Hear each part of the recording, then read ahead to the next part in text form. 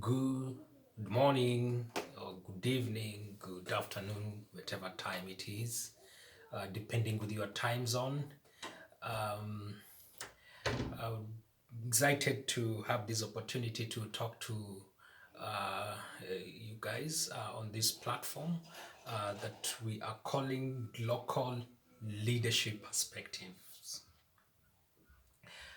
Global leadership perspective coming from the word global, which is a word that someone coined, and in this case, it means just looking at global issues and even from the local perspective. So, in this case, we are going to look at leaders and their leadership, both from local and also from the to the global stage.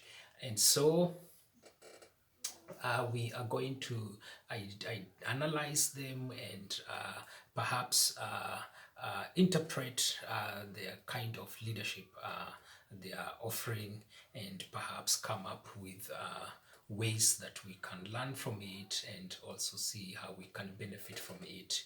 And to start with, in this case, I would like to look at something to where Kenya is concerned, and especially where the new president is concerned, Mr. Ruto. He was elected. He's been in the office barely, perhaps 6 months right now, if I'm not wrong. And one of his leadership style and what has come out dominant is what even many analysts, political analysts, and other people who are interested in looking at and analyzing the political scenarios, is that he is talking too much. He is talking in the excess. And from the leadership perspective, we don't think whether this is really helpful, and especially to him as a leader and also to the presidency. Uh, Before the election, when during the campaign mode, he will talk much, and of course, because he is gifted in communication skills, he's a good orator, and he would literally comment on anything. If you are on the opposition, or in this case he was not in the opposition, but he lived like a person on the opposition, because he was not in terms with the president, as he said, using his own words. And so it was easy, or if you're on the position, it's easy to critique or even to criticize the government. And and that is the kind of the genre, the kind of the skills that he developed, and they worked for him, and that worked on to his favor. But then now he got the presidency, he is the president, and it appears as if that kind of trend is still there. He is still talking too much. And in my own view, this is not helpful for the presidency and also for the country. And to make it matter worse, he comments and he talk on anything, and most of the things he's talking about, at times there are things that are not uniting the country. At times there are things that are not encouraging. At times there are things that are not really benefiting. Instead, there are things that have the potential of dividing the country and have the potential of not creating cohesion in the country. And so I would suggest that him as the leader in that particular office, he needs to talk with measure. He needs to know when to talk and what to talk, and he needs to really put very good measures to limit this. Otherwise, this is going to put and expose him too much, and this will not be good for him. This will be quite detrimental for his leadership. And so, as a leader, somebody who is carrying and who should be the symbol of unity, yes, we are not saying that he's not supposed to talk. Of course, he need to talk, but he needs to know what to talk, when to talk, and even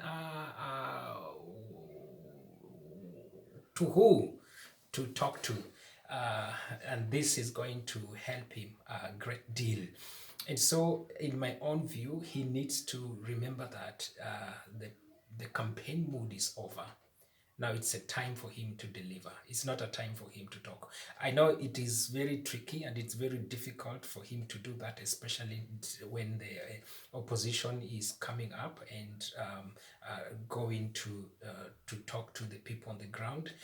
And since politically he would also want to ensure he remains relevant and appealing to the people on the ground, this may force him to go back to the arena of politics and talking certain things that he don't need to talk right now as a leader. So that is very tricky for him, but he needs to really strike and put a very good balance. Otherwise, things will not be good for him. But what we are saying at the end of it is that yes, he is talking too much, and he needs to really guard, and you need to put measure on it. Otherwise, um, it's going to expose him too much. Of course, the temptation is there. It's a lot, but then he needs to remember he is the president, and as a president, you need to know what to say, when to say, and to who or your audience, so that you talk things that are going to build, things that are going to unite, and things that are going to help the country. And this will be good. And for those of you who know history, we have quite a number of leaders in the world who had this kind of oratory skills, and they happened to take advantage of them and mobilize masses around them, especially the young people. And eventually, they ended up in indoctrinating these young people and feeding them with bad stuff and radicalizing them. And they ended up causing a lot of turmoil in their countries, and even to other countries in the world. And a good example is Hitler, and he did that successfully. And of course, there are many other who did that. And I'm not saying that our president is one, but I'm just giving a comparison. Um, where we are talking in excess is concerned. And so I would wish that his advisors would really bring to his attention and remind him that he needs to preserve the dignity of the presidency, and he needs to conduct himself, especially where speech is concerned, with a certain kind of decorum, so that this can really benefit and really be a blessing to the entire country. Otherwise, even on the global stage, people will not take him serious. They would look at him in a different perspective, and Kenya requires dignity. And so one of the persons that can really help to bring dignity is the president, and in this case, Mr. Ruto need to do this. And so his advisors need to help him, and they need to advise him, and just to put him on check. And if maybe this is, of course, as I mentioned, I know one of the reasons why this could happen, of course, his personality. The second reason why this could happen, of course, it is the reaction of the opposition, which now forces him again to go sort of in a campaign or campaign mood or back in the field, and this is very tricky, and he just need to remember that he has an office, he has the mandate now to serve Kenyans since he's there, and he needs to do that very well. It's a leader. Of course, there are other kind of things also that may make him to do this. Leadership is not all about proving yourself. It's all about serving the people, and by serving the people, do the right thing and do it at the right time, and people will appreciate. People will see the goodwill in you, and people would appreciate it. And so I would like to hope and pray that the people around him will be able to bring this discussion to his attention, and perhaps see a way of helping him so that to mitigate quite different reactions that are coming out from his conversation, his public speak, that at the end of the day may put the country at jeopardy and make things really to go in a different way. So this, I hope, will happen, and so those who are around him, they need to give him the best advice that they can. Otherwise, we pray and hope the best for everyone, and also the presidency, and also the Kenyans, all of us at large. So God bless you and God bless Kenya.